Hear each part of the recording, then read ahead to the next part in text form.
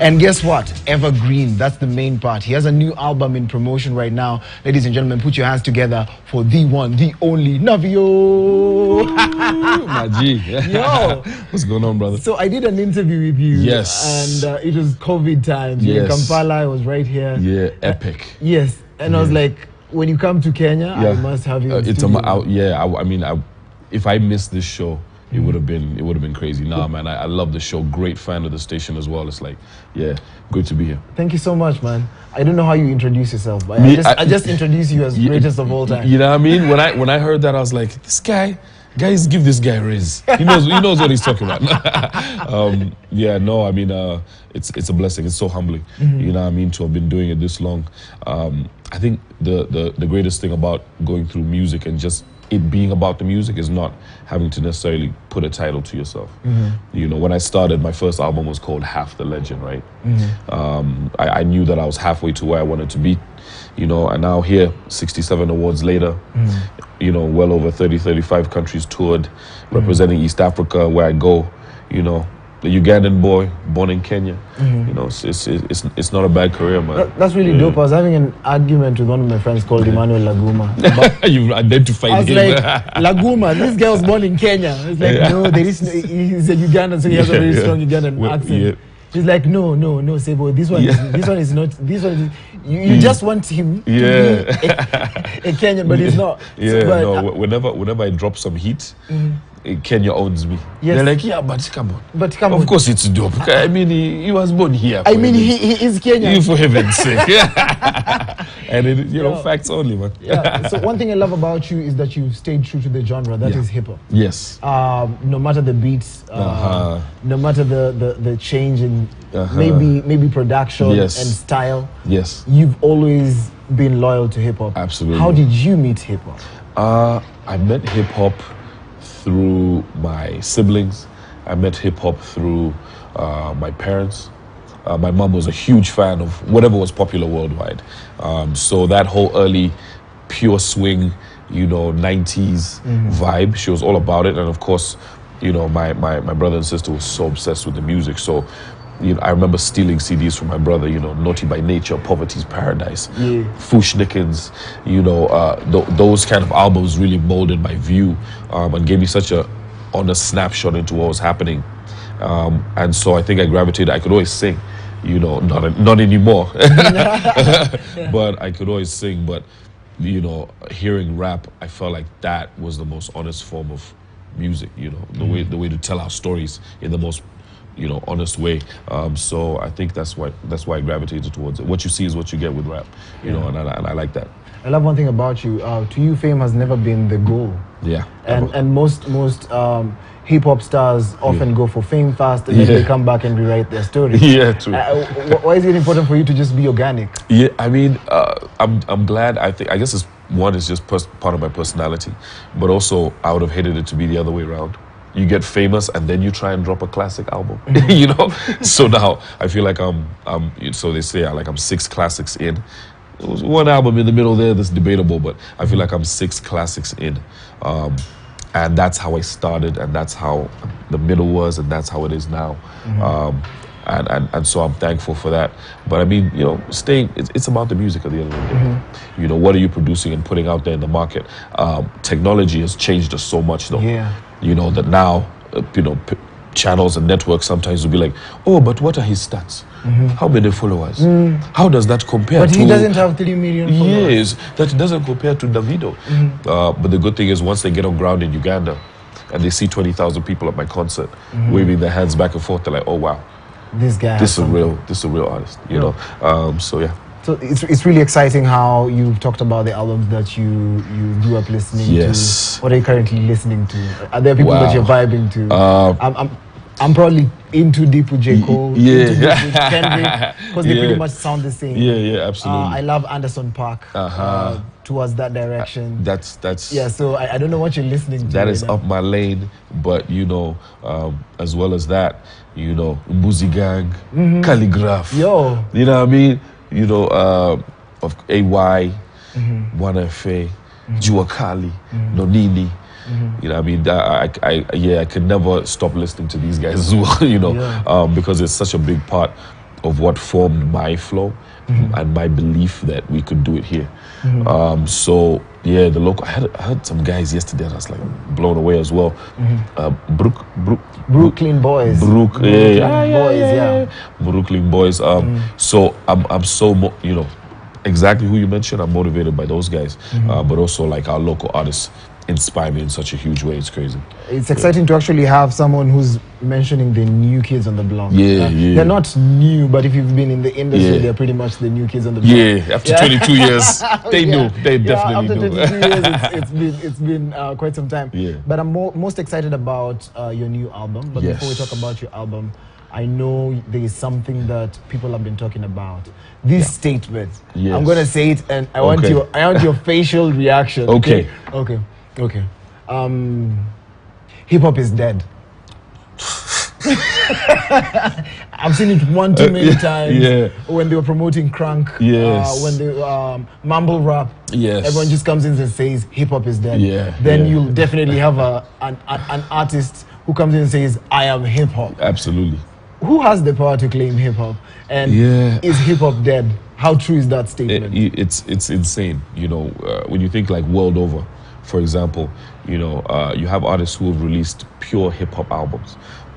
You know, even as far as like the ASAP guys, you know, release like proper 97 beats type of vibes.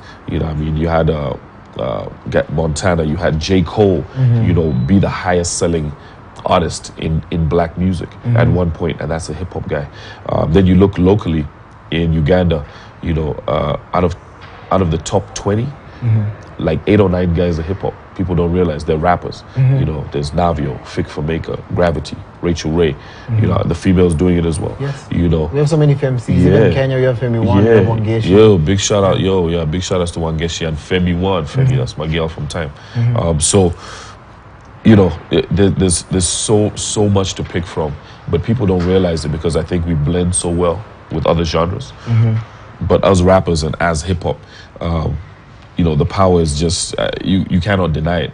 When you have Miley Cyrus trying to drop bars, you got Justin Bieber out here cartwheeling. You know, and let's not even talk about the effect that Afro pop is having on these guys.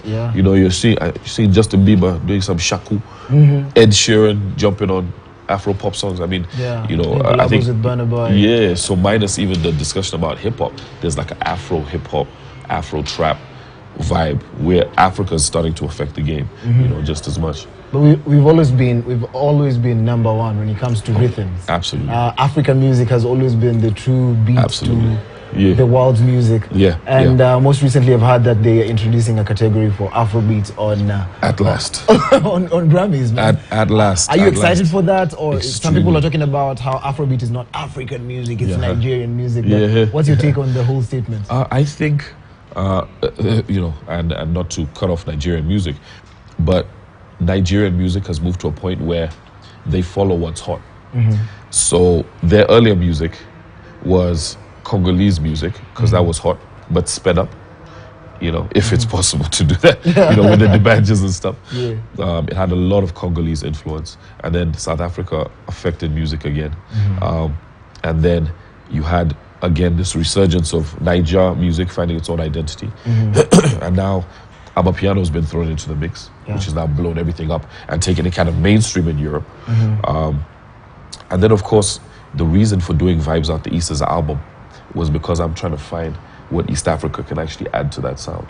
You know, what I think us as East Africans now need to be like, okay, this is what's happening. You know, so I've taken all the genres on this album and be like, all right, we can do that. We can do this. You want a little bit of drill, a little bit of UK drill, a little bit of this, a little bit of that, you know, a little bit of reggae. Okay. But now what is that sound? And that's stuff like I was experimenting on with Nviri, the storyteller, you know, for this last single we just released, Let's Do It. What is that East African vibe that we can add to the pot? So yeah, it's a very exciting time. I'm super excited. Yo, let's talk about the album. I like how you're answering the questions comprehensively, because I think sometimes I do interviews and I feel shortchanged with the answers. Because sometimes I also want to get informed about what's really going in. It is good. It is good. The album is they good. should have done. Yes. We need the Kenya category. That is what makes it. This is a creative way to actually name an album. Yes. VOTE, Vibes Out the East. Absolutely. And in there somewhere, there is you addressing the nation. Okay, you're not going to be the president of Uganda. You already know your next president. Well, but it's exciting to have this amazing artwork. First of all, I don't know what inspired the artwork. Yeah. The details of it is like a rocket written on Navio with the crane that's symbolic for Uganda. Yes. And then the rest of the world, it's like we're in space somewhere. Just talk to us about the details of how this work of art came to be.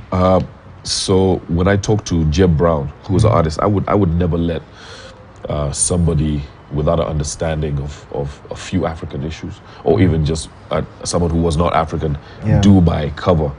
But I linked up with a guy called Jeb Brown, and we had a discussion when I was out in the States, and I was talking about my album, and he was an artist. You know, and the more we talked about it, I was like, this guy has a certain vision and a visual that he wants to get across. So I'm glad, first of all, he didn't just do a, spear, a very obvious, a lion, very obvious take on this album and what it means to the industry. Because, I was thinking something worldwide. For him, he's saying, out of this world. You got to put Uganda on your back, like this rocket ship, and just blast out. Nice. And so he put it together. It's like a proper art piece. So it's like an 8-foot piece of art that we have taken a picture of and put on the cover. But he's actually hand drawn this, and it's extremely hard to do, man. So big shout outs to him. And yeah, the cover is basically about, taking the East, taking UG, and seeing how far we can get. We know about our own culture. We need to take that beauty further than here. That's quite the explanation. Talk to us about the collaborations in here. Yes. How many songs, how many people have you featured in? And you have a very own Viri, the storyteller. We're going to play the song as we go on to the break. But just talk to us about the details of it all. Yeah, I mean, first and foremost, have to send shout outs to, Eli Wamala. Eli Wamala, amazing artist. He is a Bob Marley for us in Uganda. Passed away a long time ago, but he has a huge collection of music. His family barely lets it get out. There've maybe been like two recreations of his music because it's perfect as it is, right? So I was very touched that the family allowed me to use the sample when they heard it and heard the idea and heard what I wanted to do with it. You could think that they wanted it untouched. It's like, no, we just want an honest reflection of you. Don't compromise on this. And I was like, what? They're like, be you. Don't try sing, don't try be extra. Rap your behind off, you know what I mean, on this, and let him tell his story, because Eli Wamala is going to do what he did. So Eli Wamala was the first song that we did. Legend, 1966, the samples from 1966. Oh, nice. They say charity starts at home. I think albums should as well. So I went in really heavy with that. Of course, we had the Myth and Pilo on the album, Flex the Paper, Lagoon the Rapper, Lillian Babazi from Blue 3. Yeah, we know her. Yes. She's big right here. Yeah. I mean, biggest from the biggest group as well. Yeah. And then, of course, a blessing to get the legend from To Be and the Volume fame, Stogie T. Stogie T on the album with Ben Paul on the same track from Tanzania. And then Price Temba and a bunch of new guys as well. Yeah. You know what I mean? Who Price Temba and Lagoon the Rapper as well. So I think on this album it really felt comfortable. I wasn't trying to go all the way out there. It's not like the last album where we had like Burna Boy and Shay and all sorts of people from around the continent. I think with this one I just wanted to do music that felt right, and I wanted to take a few more people that had been unheard and bring them with me, into the markets that I operate in. And yeah, we got the balance right, I think. Do your kids, because you're a dad, do your kids understand who you are, or they just see, this is my dad, he's so he's too much. Yeah. they understand, but the two older ones do not accept sometimes. They're like, we're gonna give you 30 selfies. If we're going into a public place, they're like, you got 30. Oh no. With the fans, and that's it. The rest of the time is ours. So we'll literally be going through the place and they'll be counting 1. The fans are like, oh, these children know how to count. Okay, yeah. We'll go to the next person. They'll be like, okay, 7. Yeah. See, what I mean, and they'll get to 30, and that is it. Yeah, they'll apologize to the fans. Oh, they apologize to the fans. So yeah, they're like my little managers, my little security. But is there big shout out to them. Is there like one of your children who's really interested in hip hop or music in general, arts? All of them. All of them have a huge understanding and love for it. None of them really do it yet. You know, I think they're just like, wow, music. Anyway, that's dad's thing. Oh, yeah. Or maybe they see the late nights and, you know, the early mornings, and they're just like, oh, yeah, that is really just you. Yeah. You know what I mean? I'm going to be a doctor. I'm going to be this. And yeah, so I haven't really seen someone step out into the light. In terms of talent, it's there.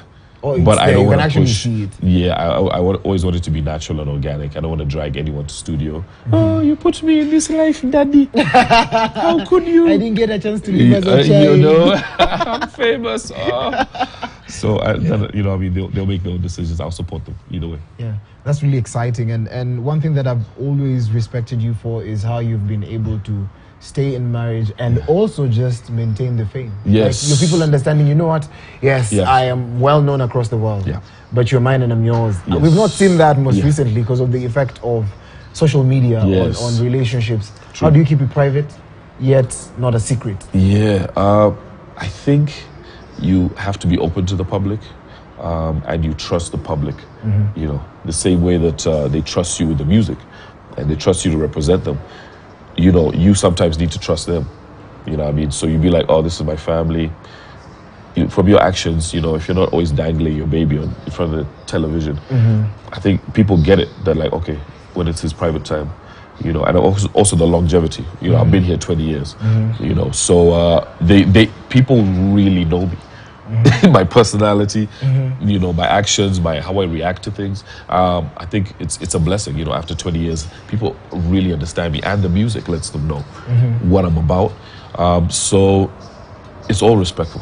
It's all respectful and I'm really happy about that. Yeah. I'm super excited for this album. I don't know what you're vibing to. What are you listening to? Yeah, on this one, I gotta say Sunset Drift is a big one for me. I like cruising, you know, being on the boat, you know, checking out the sunrise. So Sunset Drift is perfect for that. Of course, Let's Do It with Navio the Storyteller. That's a really dope one. Extra Mile, Stogie T. I mean, you know, when I need to wake up in the morning, Survivor with Lillian. I will survive these morning meetings. I will survive this talk from my boss. Survivor's a dope one. And then, of course, you know, big shout outs to Scatter. There's a song called Scatter there that we did with Flex the Paper. And a guy who passed away, rest in peace, you know, to Bandale. He did the song and, you know, it was just shortly after, you know, was mugged on his way going home. He did one take for the song, was supposed to come back to finish it. We still released it as it was, and it's really, you know, big shout out to him for that. Nice. Thank you so much for creating time to talk to us. Absolutely. I'd like to know what's next for you. I know there's a lot of things prepped, but what's next for you? Yeah, I mean, just continuing to push the album. We are trying to come back maybe in a couple of weeks and actually do a show because the fans here have almost killed me for not getting behind the microphone. So I'm going to try and set that up, see how we can get it. But yeah, directly after this, we're going to Turkey for a show. That is tomorrow, day after tomorrow. And then I fly back to Zanzibar and Tanzania the week after that. And then I fly to the States. Yeah, so it's a back-to-back action. Okay, I'm so excited. When I come to Uganda, we'll hook up once again. Absolutely. All the best in your journey, man. Thank you. It's not short, but guess what? You said your first album was half legend. Yes. The final one is going to be full-fledged legend. Yeah, so, legend and a half. Half the legend to a legend and a half. I like that. That's a better one. We're going to take a short commercial break. Soon after, we'll have hot topics, some of the pop culture stories making the headlines right here. Keep on using the hashtag KTN Morning Prime and make sure to get this amazing album, okay? Vibes Up the East, man. Go grab it, man. Go get it. Spotify, Boomplay, all over. Go get it, okay? So, let's take a short commercial break. Then soon after, hot topics.